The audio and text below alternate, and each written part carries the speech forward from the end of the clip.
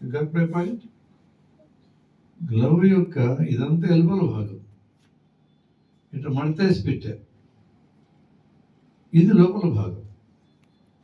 లోపల భాగాన్ని నువ్వు చేతితో టచ్ చేయొచ్చు, ఎల్బోల భాగాన్ని టచ్ చేయకూడదు.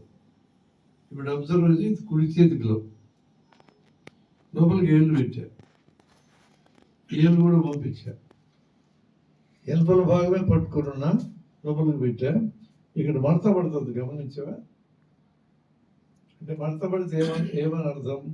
ఎల్బోల భాగం లోపల భాగాన్ని టచ్ అవుతుంది. అందుకని ఇంత దూరం పోగానే ఈ మూమెంట్ ఇవ్వాలి, స్క్రూ మూమెంట్.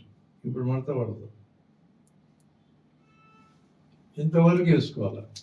ఇదంతా అడ్జస్ట్ చేయకూడదు. ఇప్పుడు రెండో గ్లవ్, ఇదంతా స్టెరైల్ ఏరియా, స్టెరైల్ ఏరియాలోనే పెట్టా. ఇక్కడ నేను టచ్ చేసేదాకా గ్లవ్ మొత్తం స్టెరైలే. ఎల్బోలా దాకొచ్చు, బయట దాకొచ్చు. దీంతో గ్లవ్ వేసుకున్నదంతా ఎక్కడ దాకా ఒకటే. లోపలికి దూచినాక ఇప్పుడు నా చెయ్యి టచ్ కాకూడదు ఈ గ్లవ్కి. లోపలికి పెట్టా, ఈ మూమెంట్ ఇచ్చా, ఇట్లా పోయింది ఇష్టం వచ్చినట్టు. ఇప్పుడు సర్దుకోవచ్చు. మొదటిసారి వేసినప్పుడు ఇట్లా పోయింది అనుకో, ఒక దాంట్లో 2 ఏళ్ళు, అప్పుడు సర్దకూడదు.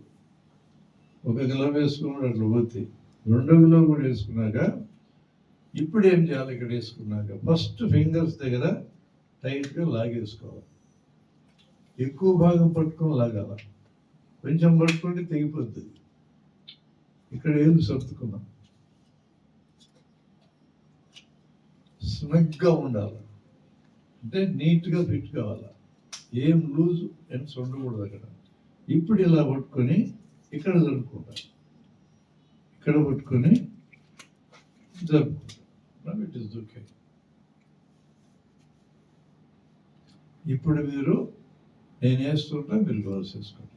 నేను తిప్పినా ఇది బికమ్ రైట్ సైడ్లో, దీన్ని పొజిషన్ పెట్టుకున్నా, దీన్ని తీసేసా, లెఫ్ట్ సైడ్ గ్లవ్ అయింది, పట్టు తీసి పెట్టుకున్నా. Yes, start doing.